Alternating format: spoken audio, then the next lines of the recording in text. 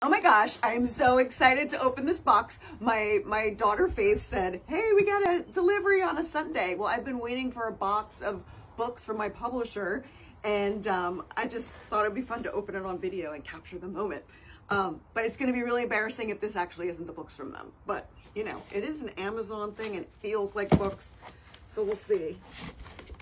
I mean, the mailman just delivered it, so it's like, I gotta open it right out here. I see purple.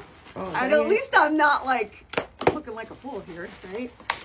Oh my gosh. Okay, so here are my books. They're fitting perfectly in this box.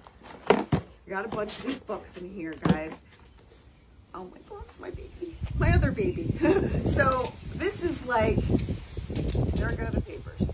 This is like, I can't even tell you what it feels like to be able to hold your own book in your hands. Not only to see your own book, but to actually hold it. Like, it's so incredible.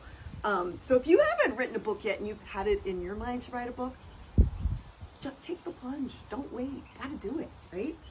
So, you know, if you haven't gotten your Free to Conceive book yet, it's time. Get your book, because you know what? The most consistent piece of feedback that I've been hearing so far is, even though this book is targeted and meant to help people who are trying to overcome their fertility challenges, the tools that are in this book to help you do that, people are saying that it's helping them in any life circumstance. And there are people reading it now that are way past being able to conceive, and they're like, I can't believe how it can actually help me in everyday life. So if there's someone in your life that you feel like is struggling with this and they could use it, or if you've got something going on in your life that you really need maybe just a whole different perspective on, the tools are in here for you to do that. So join me in it and happy reading.